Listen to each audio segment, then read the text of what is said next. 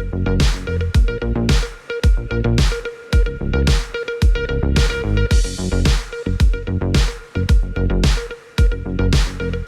मेरे क्लास 12 के प्यारे प्यारे बच्चों, welcome back to gravity circle. क्या हालचाल मेरे प्यारे प्यारे बच्चों के। चलो बहुत बढ़िया, बहुत बढ़िया, बहुत ही ज्यादा बढ़िया, सब कुछ ठीक चल रहा है।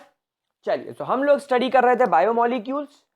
बायोमोलिक्यूल्स के अंदर प्रीवियस लेक्चर तक मैंने आपको फ्रक्टोज पढ़ा के मोनोसेकेराइड्स को खत्म कर दिया था। अब आज के लेक्चर से आइए हम और आप मिलकर स्टार्ट करें हमारे कार्बोहाइड्रेट का second type, that is disaccharides. So let's start talking about disaccharides. अब डायसैकेराइड्स क्या होते हैं? हम सब लोग जानते हैं डायसैकेराइड्स क्या होते हैं। ये ऐसे कार्बोहाइड्रेट्स होते हैं जो अपॉन हाइड्रोलिसिस, यानी जब आप इनका ब्रेक डाउन करेंगे with water, in presence of water, जब आप इसका ब्रेक डाउन करेंगे तो upon hydrolysis it gives 2 monosaccharides. ये आप लोगों को 2 मोनोसेकेराइड्स प्रोवाइड करेंगे। जैसे कि आप लोगों को पता है, आपका सुक्रोज यानी आपकी शक्कर, जब आप शक्कर का हाइड्रोलिसिस करते हैं तो आप लोगों को ग्लूकोज और फ्रुक्टोज मिलता है। तो upon hydrolysis it gives 2 monosaccharides. दूसरी खास बात, दैट व्हेन 2 मोनोसेकेराइड्स, जब दो monosaccharides combine with each other, जब 2 मोनोसेकेराइड्स एक दूसरे के साथ कंबाइन होते हैं by the loss of water molecule, by loss of the water molecule, forms a linkage called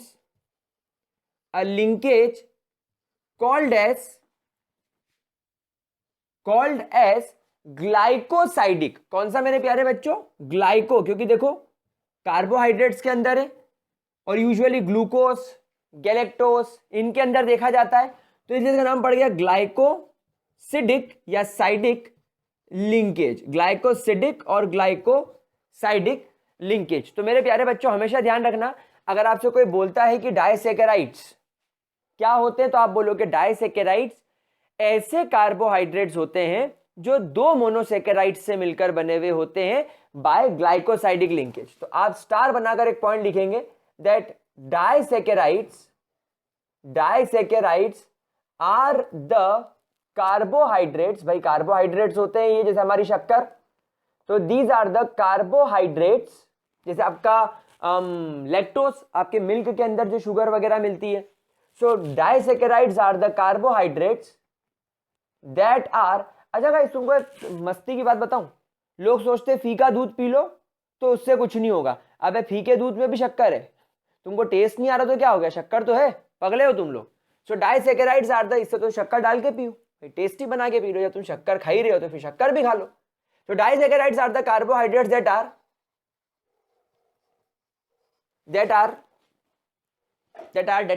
formed होना चाहिए, that are formed by, so carbohydrates that are formed by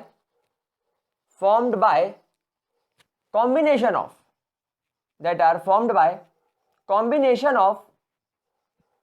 2 monosaccharides by glycosidic या glycosidic linkage. I prefer glycosidic linkage. क्या ये बात मेरे प्यारे लाडलों को समझ में आ गई? बोलो मेरे गुलगुलो, मेरे बकुड़ो, ठीक है। चलो जल्दी से इतना स्क्रीनशॉट ले लो, फिर मैं आगे चलता हूं। आगे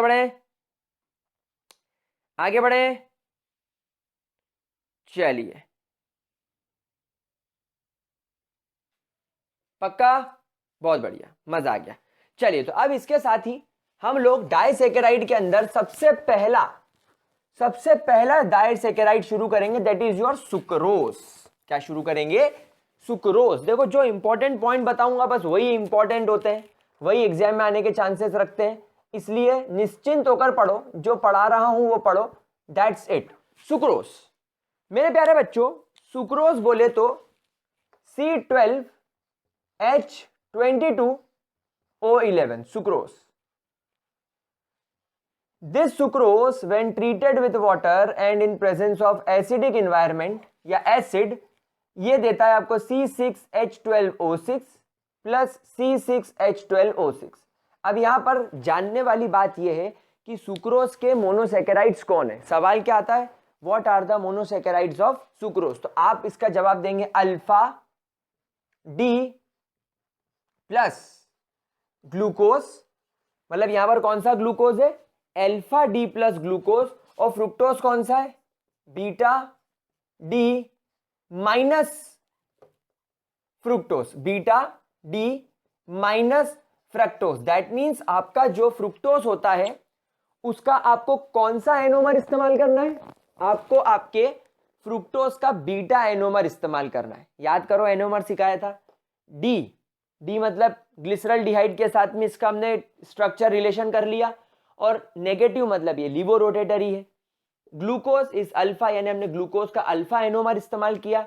डी है यानी कि इसकी बिल्कुल सिमेट्री आपके optically active dextro rotatory glyceraldehyde जैसी है, और पॉजिटिव का मतलब ये डेक्स्ट्रो रोटेटरी। तो ये दोनों मिलकर आपका क्या बनाते हैं? Sucrose. This is how your sucrose structure forms. आओ हम इसके स्ट्रक्चर को बनाकर सीखें।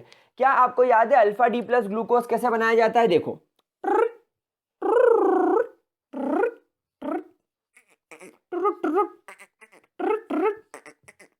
ये तुम्हारे 5 कार्बन और एक ऑक्सीजन की चेन बन गई। ये तुम्हारा पहला, ये तुम्हारा दूसरा, तीसरा, चौथा और 5वां कार्बन। ठीक है बुलबुलो? अच्छा, अभी तुम्हारा जो पहला कार्बन है, क्योंकि ये अल्फा वाला है, हमने हमेशा सीखा है कि ऊपर आप लेफ्ट मानो और नीचे आप लोग राइट मानो। तो अल्फा वाले में राइट साइड आपका OH होता है, लेफ्ट साइड आपका H होता है। 5वें वाले कार्बन में तो कभी भी चिंता नहीं करनी चाहिए। 5वें वाले कार्बन से आप CH2OH बाहर की तरफ जोड़ो, ये तुम्हारा छठा कार्बन, और H अंदर की तरफ जोड़ो। हम लोग हमेशा जानते हैं कि हमारी ये पहली उंगली अंदर होती है, पहली उंगली हमारी अंदर, लेकिन ये क्या पहली उंगली है ना, ये फंक्शनल ग्रुप वाली है। ये हमारी पहली उंगली है, ये हमारी दूसरी उंगली है। तो हमारी दूसरी उंगली हमेशा बाहर की तरफ थी, ऐसा। तो ये जो उंगली थी ये अंगूठे से तीसरे नंबर पर आ रही है, अंगूठे से तीसरे नंबर पे। अंगूठा हमने तुम्हारा फंक्शनल ग्रुप पढ़ा था अल्डिहाइड। तो अगर ये तुम्हारा अल्डिहाइड है ग्लूकोज का, तो ये पहला कार्बन, ये दूसरा कार्बन, तीसरा कार्बन हमेशा बाहर की तरफ OH होता है, मतलब पोजीशन उल्टी होती है। तो पोजीशन उल्टी मतलब इसका OH अंदर होगा और H बाहर होगा, इसका H बाहर नहीं, इसका OH बाहर, इसका OH भी बाहर, और ये। तो ये आपका ग्लूकोज का अल्फा डी प्लस स्ट्रक्चर हो गया। ठीक है, तो ये तुम्हारा क्या हो गया? अल्फा डी प्लस ग्लूकोज, या इसको कुछ लोग ग्लूकोज पायरानोज भी बोलते हैं, कोई चिंता वाली बात नहीं। अब आओ बीटा डी प्लस की बात करें।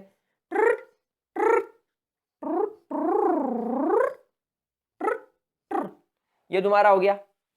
अब यहां पर मेरे गुलगुलो याद रखिएगा, यहां पर मैंने स्ट्रक्चर में एक चेंज कर दिया है, और वो चेंज क्या है मैं आपको बताता हूं। ये तुम्हारा पहला कार्बन, दूसरा, तीसरा, चौथा, ये मैंने इसको इस तरीके से बनाया। ठीक है, कोई परेशानी बच्चा लोग? पक्की बात? चलिए, अब क्योंकि ये बीटा है तो मैंने आपको हमेशा सिखाया कि ऊपर वाला लेफ्ट है, तो यहां पर OH इसका ऊपर की तरफ होगा और CH2OH नीचे की तरफ होगा। बेसिकली ये पहला कार्बन होगा, ये दूसरा, ये तीसरा, ये चौथा, ये 5वां, और 5वें वाले में CH2OH हमेशा ऊपर की तरफ बनाओ, H नीचे की तरफ बनाओ। इसमें भी मिडिल फिंगर OH अंदर की तरफ होगी, तो इसमें भी OH अंदर बनाओ, H बाहर बनाओ, इसमें OH बाहर बनाओ, H अंदर बनाओ। तो ये तुम्हारा बीटा डी माइनस फ्रुक्टोज हो गया, या इसको फ्रुक्टो फ्यूरानोज बोल लो, जो आपकी इच्छा हो। अब क्या करना है? अब कुछ भी नहीं करना है, ग्लाइकोसाइडिक लिंकेज बनाना है by the loss of water. भाई अगर आप सुक्रोज में पानी मिलाते हो तो ये दोनों बनते हैं, और अगर ये दोनों जुड़ेंगे तो सुक्रोज बनेगा, पानी बाहर होगा। तो पानी कैसे बाहर होगा, देखो यहां से OH ले लो, यहां से H ले लो, इसको कर दो बाहर, समझ गए। तो यहां से मैंने OH लिया और यहां से मैंने H लिया, तो यहां पर इसके और इसके बीच में क्या बन गया, एक bond, and this linkage is called as glycosidic linkage, glycosidic LINKAG linkage, ठीक है। और यहां से क्या हो गया, वाटर का लॉस हो गया। तो this is how your sucrose structure looks like, ऐसा दिखता है आपके सुक्रोज का स्ट्रक्चर। बहुत इजी है, मैंने बीटा डी फ्रुक्टोज और अल्फा डी ग्लूकोज को जोड़ दिया। कैसे जोड़ा, ग्लूकोज के C1 कार्बन एंड फ्रुक्टोज के C2 कार्बन को मैंने ज्वाइन कर दिया by the loss of water, loss of water, पानी को बाहर भेज दिया, जोड़ दिया, ये बन गया तुम्हारा सुक्रोज। भाई साहब क्या दिक्कत है, नोट करेंगे फिर आगे बढ़ेंगे। हो गया ये नोट। अब एक जरूरी बात और देखो, एक जरूरी बात हम लोग और करेंगे मेरे प्यारे बच्चों। यहां पर आप एक बार ऑब्जर्व करो कि ग्लूकोज का कौन सा कार्बन इन्वॉल्व है। आप बोलोगे सर ग्लूकोज का कार्बन नंबर 1 इन्वॉल्व है ग्लाइकोसिडिक लिंकेज में। अगर आपको याद हो तो ग्लूकोज का कार्बन नंबर 1 जो होता था, ये दूसरा कार्बन, ये तीसरा कार्बन, ये चौथा कार्बन, ये पांचवा कार्बन और ये छठा कार्बन, ऐसा होता था। मैंने आपको सिखाया था कि CHO को अवॉइड करो, हमेशा मैंने बोला था पहले कार्बन को अवॉइड करो, दूसरे कार्बन को अपनी ये वाली फिंगर मानो। तो ये फिंगर अंदर की ओर है, मतलब इसका OH इधर है। हमारी ये वाली फिंगर हम इसको बाहर वाली फिंगर मानते हैं, तो इसका OH बाहर है। फिर ये फिंगर अंदर की ओर होती है और ये फिंगर भी अंदर की ओर, इससे आपका ग्लूकोज बनता था, याद है आप लोगों को। तो मैंने आपको ये भी बोला था कि आप चाहो तो CHO को फंक्शनल ग्रुप मान लो, मतलब तुम्हारा ये अंगूठा 1 हो गया, ये वाली उंगली सेकेंड हो गई, ये अंदर की ओर मुड़ी हुई है, ये वाली उंगली बाहर की ओर है, ये वाली उंगली अंदर है और ये पांचवी वाली उंगली भी अंदर है, तुम्हारी 5 उंगली हो गई। और ये CH2OH तुमने कुछ पकड़ रखा है, ये तुम्हारा ऐसा स्ट्रक्चर है। This is how your structure looks like. अब ये पहले कार्बन में एल्डिहाइड ग्रुप होता है, ये पहले कार्बन में एल्डिहाइड ग्रुप होता है, और जब साइक्लिक स्ट्रक्चर होता है तो क्या होता है कि ये यहां से ये 5वें नंबर वाला कार्बन ये इसके साथ में कनेक्ट हो जाता है,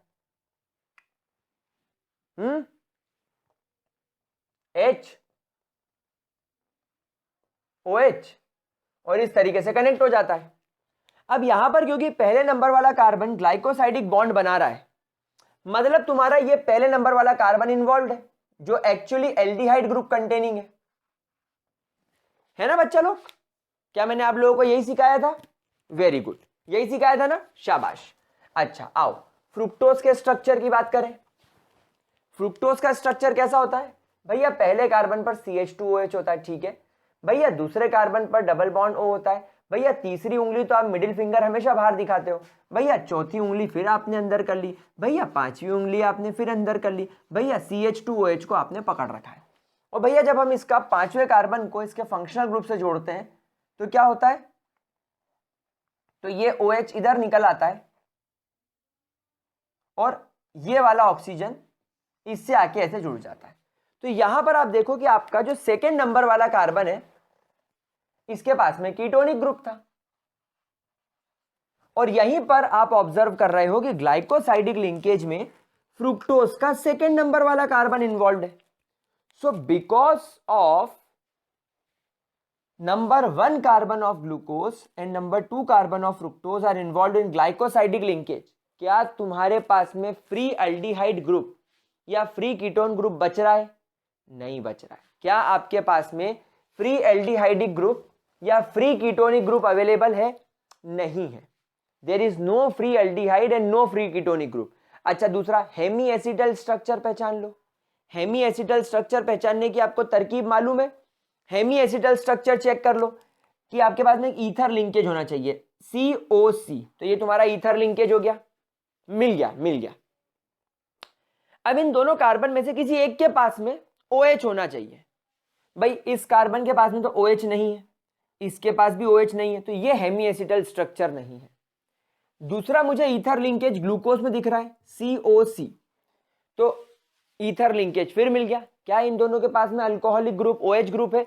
इसके पास में था लेकिन वो ग्लाइकोसाइडिक लिंकेज में कंज्यूम हो गया, तो अब ये काम का नहीं रहा और ये भी काम का नहीं, क्योंकि इसके पास में भी OH नहीं है, अब ये भी हेमी एसिटल नहीं रहा। तो यहां पर आपके ये दोनों रीजंस इस शुगर को नॉन रिड्यूसिंग नेचर का बना देते हैं। So therefore this is your non reducing sugar, it is non reducing sugar in nature. क्या आप लोगों को नॉन रिड्यूसिंग निकलना आ गया? याद करो, मैंने आपको बहुत डिटेल में ये चीज एक्सप्लेन करी थी कि रिड्यूसिंग होने की पहली कंडीशन देख लो कि क्या ये हेमी एसिटल स्ट्रक्चर तो नहीं। अगर ये हेमी एसिटल है, यस, अगर ये है तो ये रिड्यूसिंग नेचर का है, और अगर नहीं है, नो, तो ये नॉन रिड्यूसिंग नेचर का हो जाएगा। दूसरा, अगर आपको क्लियरली फ्री एल्डिहाइड ग्रुप और अगर आपको क्लियरली फ्री कीटोन ग्रुप दिख रहा है, अगर है तो ये रिड्यूसिंग है, और अगर नहीं है तो ये नॉन रिड्यूसिंग है। तो free aldehyde group, ketone group तो हमको कहीं भी नहीं दिखता है। इनफैक्ट अल्कोहल, इनफैक्ट फ्रुक्टोज और ग्लूकोज में भी नहीं दिखता है, वहां पे भी नहीं दिखता है। क्यों? क्योंकि वहां पर वो साइक्लिक हो जाता है। लेकिन हेमी एसिटल तो निकाल सकते हो। हेमी एसिटल पहचानने का रूल नंबर 1, सबसे पहले क्या चेक करो कि तुम्हारी रिंग में COC लिंकेज है। दूसरा, इन दोनों कार्बन में से किसी एक कार्बन के पास में anyone जिसके पास में OH हो, जिस कार्बन के पास में OH है, कार्बन दैट हैव OH, यानी इन दोनों कार्बन में से जिसके पास में OH है, that have OH must have H also, फिर उसके पास में H भी होना चाहिए। अगर ये तीनों कंडीशन सेटिस्फाई होती है तो वो हेमी एसिटल है, मतलब वो रिड्यूसिंग है। अगर ये तीनों में से कोई एक भी कंडीशन सेटिस्फाई नहीं होती तो फिर ये नॉन रिड्यूसिंग हो जाएगा, क्योंकि ये हेमी एसिटल नहीं है। तो यहां पर ये बात क्लियरली विजिबल होती है कि आपके इस ग्लूकोज और फ्रुक्टोज के कॉम्बिनेशन से जो सुक्रोज बना, इसके पास में no hemi acetal structure is observe. Hemi acetal नहीं है, मतलब free glucose, I mean free aldehyde और फ्री कीटोन नहीं है। दैट मीन्स ये प्योरली नॉन रिड्यूसिंग नेचर का हो जाएगा। क्या ये बात समझ में आ गई? अच्छा, दूसरी इंपॉर्टेंट बात, it is overall laevorotatory in nature. It is overall LAEVRO laevorota ROTATO, it is overall laevorotatory in nature. इसका ओवरऑल नेचर कैसा होता है? लीवोरोटेटरी नेचर का होता है। लीवोरोटेटरी नेचर का मतलब सर कुछ हमें समझ में नहीं आया, कुछ इसका कारण बताओ। पहले उसके जल्दी से इस स्ट्रक्चर का स्क्रीनशॉट ले लो, ताकि क्या करूं मैं, इसको रब करके आपको इस चीज की तरफ ले चलूं। जल्दी से इसका स्क्रीनशॉट ले लो, ले लो। ठीक है, ले लिया, चलो ग्रेट। अब आपको इसकी डेप्थ में लेके चलता हूं। अभी हम आपको यह नहीं बोलेंगे कि लीवो रोटेटरी है, अभी हम आपको बोलेंगे कि डेक्स्ट्रो रोटेटरी। देखो कैसे, मैं आपको बताता हूं। सो ओवरऑल आप बोलेंगे that your sucrose is dextro rotatory. It is overall dextro rotatory in nature. इसका ओवरऑल नेचर कैसा होता है? Dextro rotatory. कब? जब ये अपने कंबाइंड फॉर्म में होता है, जब ये अपने सुक्रोज फॉर्म में होता है। मतलब जब आप सुक्रोज को देखोगे जो ग्लूकोज और फ्रुक्टोज के ग्लाइकोसाइडिक लिंकेज से बना हुआ है, तब तो ये कैसा होता है? डेक्स्ट्रो रोटेटरी होता है। लेकिन जब आप इसका हाइड्रोलिसिस कर दोगे, जब आप इसका हाइड्रोलिसिस कर दोगे और हाइड्रोलिसिस के बाद में आपको जो मिक्सचर दिखाई देगा, this mixture will become laevorotatory. This mixture will become laevorotatory. अब ये क्या कॉन्सेप्ट है सर, थोड़ा सा समझ में नहीं आया। लीवोरोटेटरी सर, ये थोड़ा सा हमें समझ में नहीं आया, मैं समझाता हूं, रुको बेटा, सब्र करो। देखो क्या होगा, जो तुम्हारा सुक्रोज है इसका नेचर क्या? डेक्स्ट्रोरोटेटरी। मतलब तुम सुक्रोज को पानी में डिसॉल्व करके इसका सॉल्यूशन बनाओगे और जब इससे प्लेन पोलराइज लाइट को पास करोगे तो लाइट क्लॉकवाइज डायरेक्शन में मुड़ जाएगी। लेकिन जब आप इसको पानी मिलाकर एसिडिक मीडियम में डालकर शेक करोगे, स्टर करोगे या बॉईल करोगे, तो सुक्रोज ग्लूकोज और फ्रुक्टोज में टूट जाएगा। अब बेसिकली सुक्रोज नहीं रहा, वो ग्लूकोज और फ्रुक्टोज का मिक्सचर बन गया है।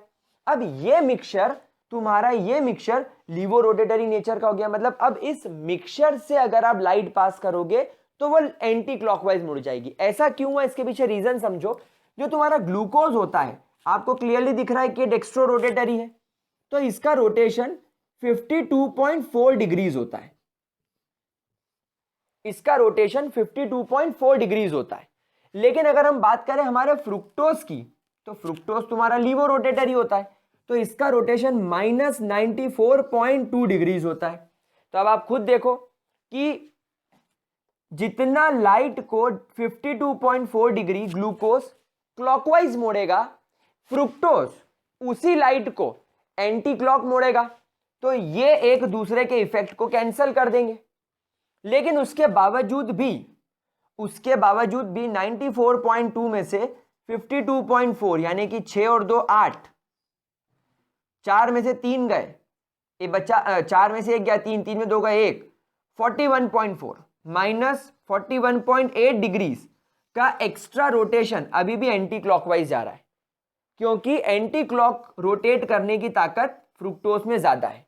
ग्लूकोज जितना रोटेट कर रहा है उससे कई गुना ज्यादा रोटेशन आपके फ्रुक्टोज का है। तो फ्रुक्टोज के लीवो रोटेशन को डेक्स्ट्रोस रोटेटरी कैंसिल कर देगा और डेक्स्ट्रो रोटेटरी रोटेशन को लीवो रोटेटरी कैंसिल कर देगा, यानी ये एक दूसरे को ये कैंसिल करेंगे। लेकिन लीवो रोटेशन बहुत ज्यादा होने की वजह से लाइट फिर भी इतना degree left side anti clockwise मुड़ जाएगी। इसीलिए इसका सॉल्यूशन लीवो रोटेटरी बन जाता है, इसलिए इट बिकम्स लीवो रोटेटरी। क्या बात समझ में आ रही है? कोई परेशानी किसी भी तरीके की? क्या ये पॉइंट क्लियर हो गया? So sucrose is basically dextrorotatory, but upon hydrolysis its mixture become laevorotatory. क्या चीज क्लियर हो रही है? क्यों? क्योंकि फ्रुक्टोज का लीवो रोटेशन ज्यादा है। अब मैं इसको स्टेटमेंट के फॉर्म में लिखवा दूं। कॉन्सेप्ट क्लियर हो गया? बहुत बढ़िया। चलिए, तो इसको हम लोग थोड़ा सा स्टेटमेंट के फॉर्म में लिख लें, क्योंकि भैया एग्जाम में तो स्टेटमेंट फॉर्म में ही आता है। जो नीट जेई वाले बच्चे हैं उनका तो कॉन्सेप्ट क्लियर हो गया, अब उनको कोई टेंशन नहीं है। लेकिन बोर्ड के लिए हम लिख लेते हैं that sucrose is dextro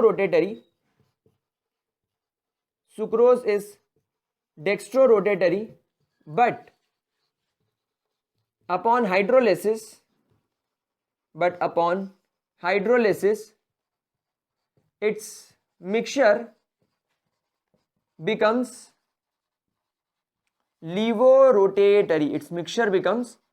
levorotatory. Because the optical rotation of glucose is plus 52.4 degrees and of fructose is minus 94.2 degrees. Therefore, fructose have more levo rotation.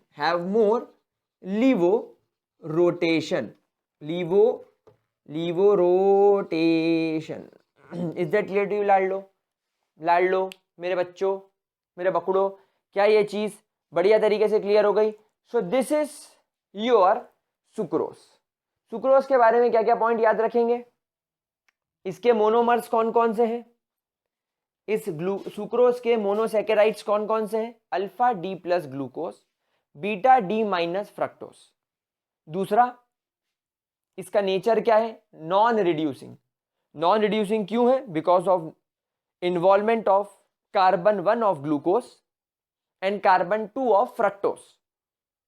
In glycosidic linkage, there is no aldehydic and no ketonic group freely available. समझ में आ गई बात? तीसरा point, इस तरीके के sugar को actually बोलते क्या है? जो पहले डेक्स्ट्रो रोटेटरी हो लेकिन हाइड्रोलिसिस के बाद लीवो रोटेटरी हो जाए, तो इस तरीके के शुगर को क्या बोलते हैं? Such sugars, and therefore such sugars are called as invert sugars, कौन सी sugars? Invert sugars, invert sugar है ये, इन्वर्जन हो जाता है ऑप्टिकल एक्टिविटी में, इन्वर्जन हो जाता है, लीवो की डेक्स्ट्रो बन जाती है, डेक्स्ट्रो की लीवो बन जाती है, इसलिए इसको इन्वर्ट शुगर भी बोला जा सकता है मेरे प्यारे बच्चों, इसको नोट कर लो। क्या ये फंडा क्लियर हो गया?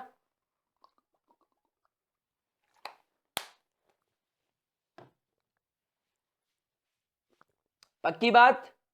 बहुत बढ़िया, चलो इसको रब करते हैं और अब चलते हैं हमारे सेकंड शुगर की तरफ, जिसका नाम है माल्टोस। माल्टोस तो बहुत बेचारा गाय है, गाय। अब तुम माल्टोस की बात पता है मुझे खुद बताओगे, सुक्रोज मैंने पढ़ा दिया ना, अब बस मैं आपको माल्टोस के दोनों मोनोसेकेराइड्स के नाम बताऊंगा और मैं बता दूंगा कि ये मोनोसेकेराइड इस मोनोसेकेराइड से पहले और चौथे कार्बन से जुड़ा हुआ है। आप मुझे फटाक से इसकी प्रॉपर्टीज के बारे में बताओगे कि हाँ सर ये तो रिड्यूसिंग है, ये तो नॉन रिड्यूसिंग है, या ये इन्वर्टेड शुगर है या नई शुगर है। ठीक है, तो चलो हेडिंग डालो। Second disaccharide which we have to study is maltose. छिछोरो, मैं माल्टोस बोल रहा हूं, इसको तुम लोग गलत मत समझो मेरे बच्चों। ये क्या है? ये माल्टोस है। ठीक है, स्टार्ट करें? पक्का? चलो ग्रेट। तो माल्टोस के बारे में हम लोग बात करना शुरू करते हैं। चलो, सो माल्टोस मेरे प्यारे बच्चों, माल्टोस भी क्योंकि एक डाइसेकेराइड है और actually maltose is also type of sugar, तो इसका केमिकल फॉर्मूला भी C12H22O11 होता है।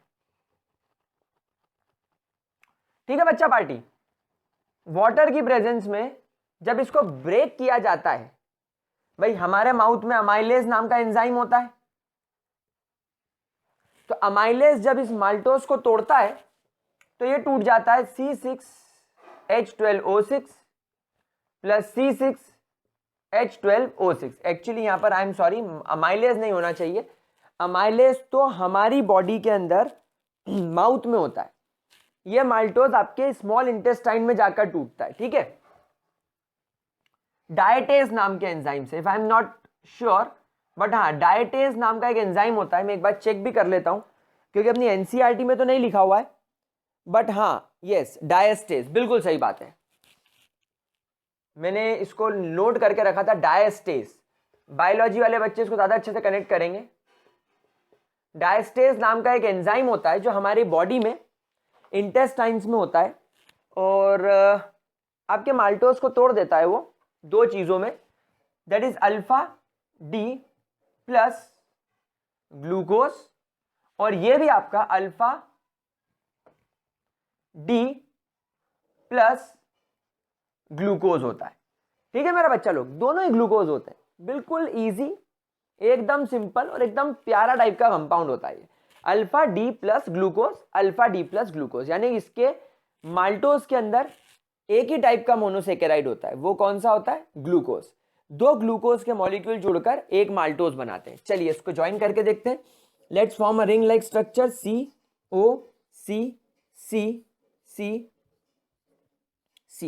ये तो अड्डा पहला कार्बन, तो पहले कार्बन में ये ऊपर वाला पोर्शन होता है लेफ्ट, नीचे वाला पोर्शन होता है राइट, क्योंकि आपके पास में अल्फा है इसलिए OH जाएगा आपके राइट में और H जाएगा आपके लेफ्ट में।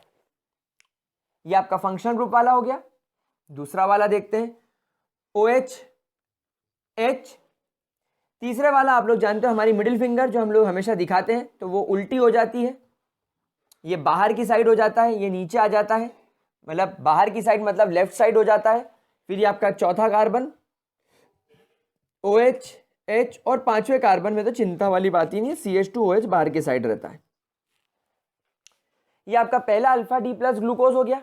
मैं ऐसा का ऐसा अल्फा डी प्लस ग्लूकोज एक और पूरी स्पीड में फुर्ती में बना देता हूं, HOH HOH OHH H CH2OH, यहां आ जाता है OH और H, ये दोनों आपके ग्लूकोज हो गए। ना माल्टोज में और सुक्रोज में एक फर्क है। सुक्रोज में ग्लूकोज का पहला कार्बन और फ्रक्टोज का दूसरा कार्बन कंबाइन होता है, लेकिन यहां पर ऐसा नहीं होता। यहां पर क्या होता है, यहां पर तुम्हारे ग्लूकोज का पहला कार्बन दूसरे ग्लूकोज के चौथे कार्बन के साथ कंबाइन होता है। मतलब टेक्निकली स्पीकिंग यहां पर ये वाला कार्बन,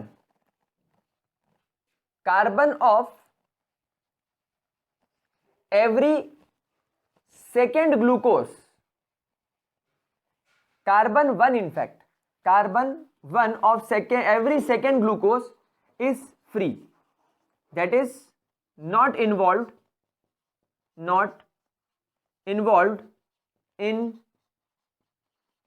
ग्लाइकोसिडिक लिंकेज।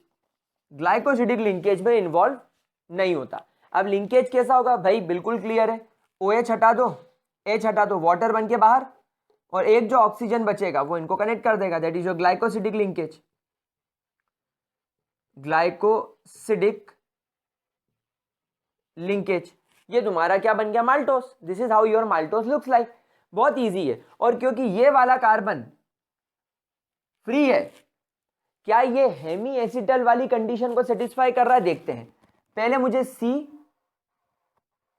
COC मिल गया, हाँ जी मुझे COC मिल गया, मतलब ईथर लिंकेज है। अब इन दोनों कार्बन में से क्या किसी एक के पास में OH है, हाँ मेरे पास में OH है। और जिस कार्बन के पास में OH है, क्या उसी कार्बन के पास में H है, हाँ इसके पास में H है। ये हेमी एसिटल की तीनों कंडीशन को सेटिस्फाई कर रहा है, एंड देयरफॉर, और आप बोल सकते हो कि ये पहला कार्बन जो कि एल्डिहाइड ग्रुप से बना था, ग्लूकोज में पहला कार्बन एल्डिहाइड से बनता है ज्वाइन होके रिंग स्ट्रक्चर में। ये देखो पांचवा कार्बन और ये पहला कार्बन ये ऑक्सीजन से कंबाइन हो जाता है, तो ये वाला कार्बन तुम्हारा एल्डिहाइडिक ग्रुप था, ये फ्री भी है, ये ग्लाइकोसाइडिक इन्वॉल्व में ग्लाइकोसाइडिक लिंकेज में इन्वॉल्व नहीं है। So therefore it is a reducing sugar.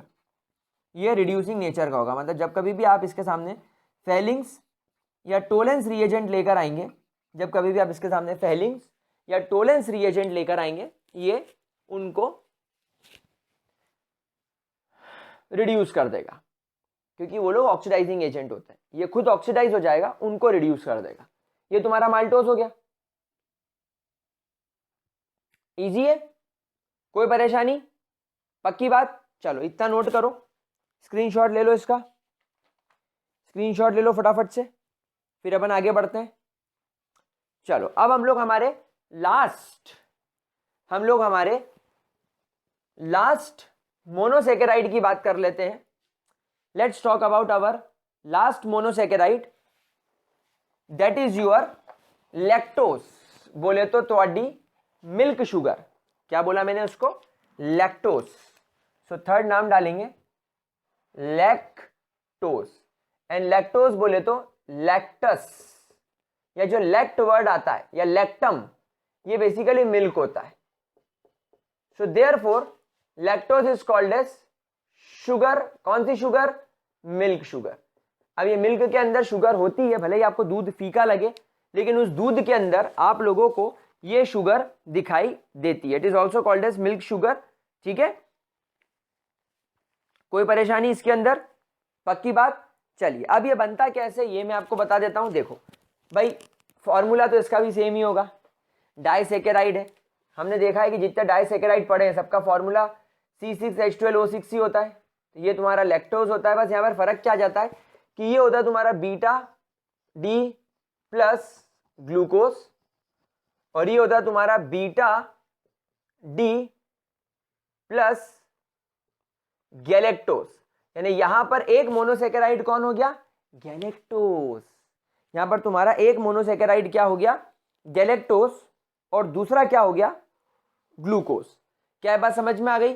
वैसे हमारी एनसीईआरटी में इसका डेक्स्ट्रो रोटेशन और लीवो रोटेशन नहीं दिया हुआ है, तो आप इसको चाहें तो एनसीईआरटी पढ़ने वाले बच्चे थोड़ा सा अपने आप को कंफ्यूज ना समझें, थोड़ा सा उनको लगेगा कि सर ने अलग पढ़ा दिया, इसलिए मैं आप लोगों को समझा देता हूं कि आप इसको नॉर्मली लिख दीजिए beta D galactose, optical rotation नहीं लिखना है इसमें, बीटा डी ग्लूकोज। अब मुझे एक बात बताओ कि ये स्ट्रक्चर अगर बीटा डी ग्लूकोज है तो बीटा वाले में क्या होता है, पहले वाले कार्बन पर OH लेफ्ट साइड चला जाता है और H नीचे चला जाता है।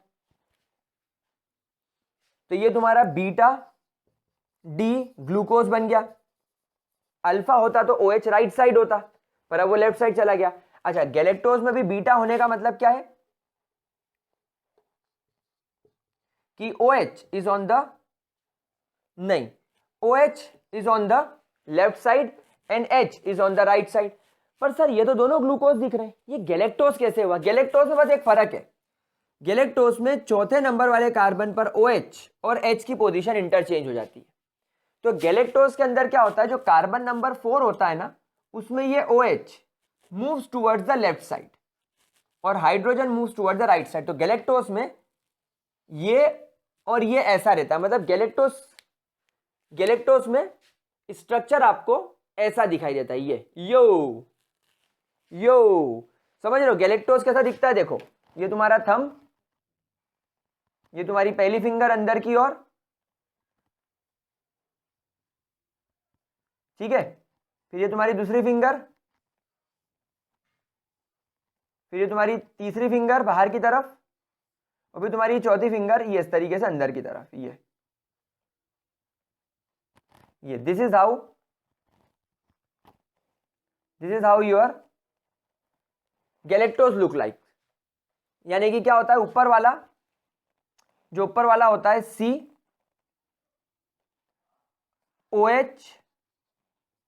H oxygen, COH H COH COH H H C ट्र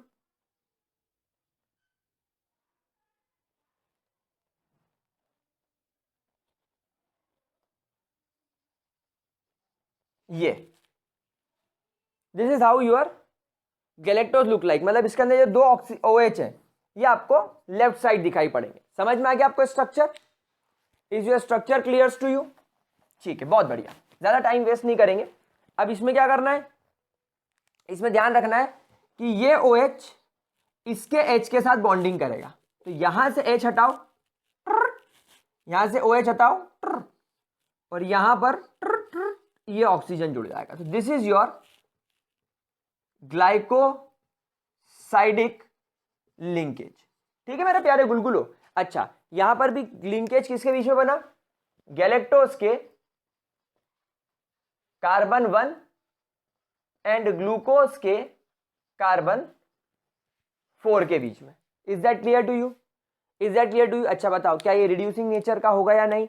ऑब्वियसली सर, ये कार्बन में मुझे COC दिख रहा है, इस कार्बन के बाद में मुझे OH भी दिख रहा है और H भी दिख रहा है। Therefore it is a reducing sugar. क्यों? क्योंकि इसके पास में नंबर 1 कार्बन फ्री है, ग्लाइकोसाइडिक लिंकेज में नहीं गया। ठीक है, कोई परेशानी? तो guys this is your lactose. क्या बात समझ में आ गई? चलो अब यहां पर हमारा ये वीडियो खत्म। अब हम अगली क्लास में स्टार्ट करेंगे पॉलीसैकेराइड, तो इसको अच्छे तरीके से पढ़ लो। आई होप मजा आया होगा। अगली बात अगली क्लास में, तब तक के लिए bye bye and have a great day लाडलो।